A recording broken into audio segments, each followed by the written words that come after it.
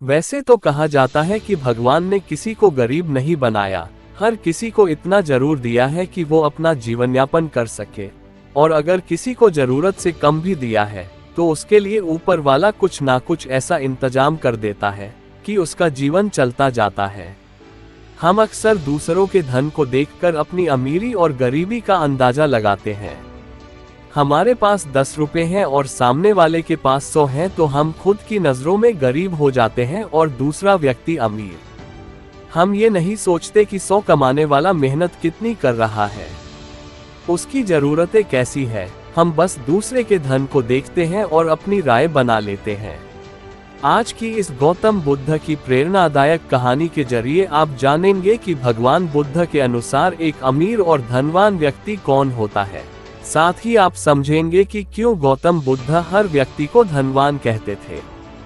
गौतम बुद्ध की कहानी आपको बहुत प्रभावित करेगी और इस बुद्ध की प्रेरणादायक कहानी से मिलने वाली शिक्षा आपके बहुत काम की होगी। एक समय की बात है, एक राज्य के राजा ने गौतम बुद्ध को कुछ दिनों के लिए अपने राज्य में आने का निमंत्रण दिया। उस राजा के निमंत्रण को बुद्ध ने स्वीकार किया और वो अपने कुछ शिष्यों के साथ उस राज्य में चले गए। बुद्ध से मिलकर उस राजा ने उनसे प्रार्थना करी कि वो कुछ दिन वहां रुककर उसके राज्य के लोगों की समस्याओं का समाधान करें और साथ ही उन्हें धार्मिक मार्ग पर चलने की शिक्षा दें। बुद्ध ने राजा की बात मान ली और 3 दिन के लिए उन्होंने इस राज्य में धर्म सभा करने का फैसला किया। गौतम बुद्ध की आने की खबर पूरे राज्य में फैल गई और धर्म सभा के पहले ही दिन बहुत से लोग आए। उसी राज्य के चौराहे में एक भिखारी बैठा रहता था। उसे भी गौतम बुद्ध के आने की खबर थी, लेकिन वो सोचने लगा कि धर्म सभा में जाकर मुझे क्या मिलेगा, यहीं बैठा रहता हूँ। जैसे जैसे लोग आएंगे वो मुझे भीख में कुछ ना कुछ देकर ही जाएंगे। पहले दिन बहुत लोग आए और इस भिखारी की अच्छी खासी कमाई हो गई।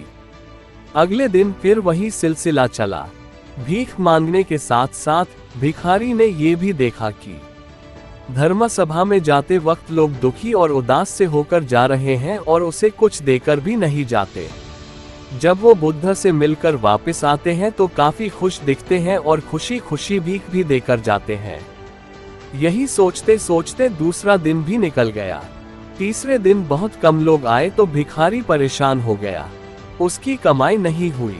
उसने सोचा कि बुद्ध सबकी समस्याओं का उपाय दे ही रहे तो क्यों ना मैं भी उनके पास जाऊं और अपनी इस निर्धनता को दूर करने का उपाय पूछूं। ऐसा सोचकर वो भी धर्म सभा में चला गया, लेकिन वहां लंबी लाइन लगी थी। बड़ी मुश्किल से उसका नंबर आया।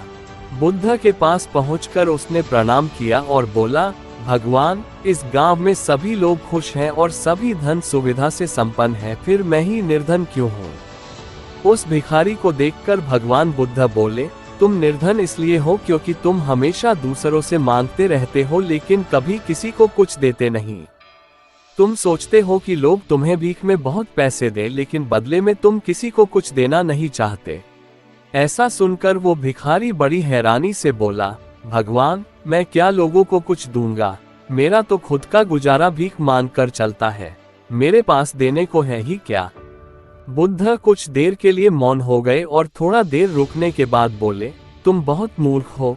किसी को देने के लिए या दूसरों के साथ बांटने के लिए ऊपर वाले ने तुम्हें और हम सभी को बहुत कुछ दिया है।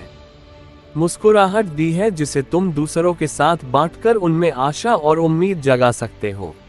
आवाज दी है जिससे तुम मीठे शब्द बोलकर लोगों की तारीफ कर सकते हो। 2 हाथ दिए हैं जिनसे तुम दूसरों की मदद कर सकते हो। एक स्वस्थ शरीर दिया है जिससे तुम भीख ना मांगकर मेहनत का काम कर सकते हो। ऊपर वाले ने जिसको ये चीजें बिना किसी कमी के दी हैं वो कभी निर्धन नहीं हो सकता। तुम निर्धन हो तो बस अपनी सोच की वजह से। जैसे जैसे तुम इस सोच से बाहर निकलोगे तुम खुद को दूसरों जितना ही अमीर समझने लगोगे और तुम्हारा जीवन भी सुधर जाएगा। दूसरों की खुशी देखकर उनसे अपनी तुलना मत करो। ऊपर वाले ने हर किसी को धनी बनाया है, बस जरूरत है तो अपनी सोच को सुधारने की। भगवान बुद्ध की बातें सुनकर उस व्यक्ति को अपने जीवन का मूल्य समझ आ गया और वो उनके दिए हुए उपदेश के अनुसार अपना जीवन जीने लगा। तो दोस्तों, गौतम बुद्ध की इस ज्ञानवर्धक कहानी से हमें ये सीख मिलती है कि कभी अपने आप को किसी से कमजोर मत समझो और अपने आप पर भरोसा रखो। धीरे धीरे सब ठीक हो जाएगा। दोस्तों, उम्मीद करता हूँ आज की इस वीडियो से आप लोगों को बहुत कुछ सीखने को मिला होगा।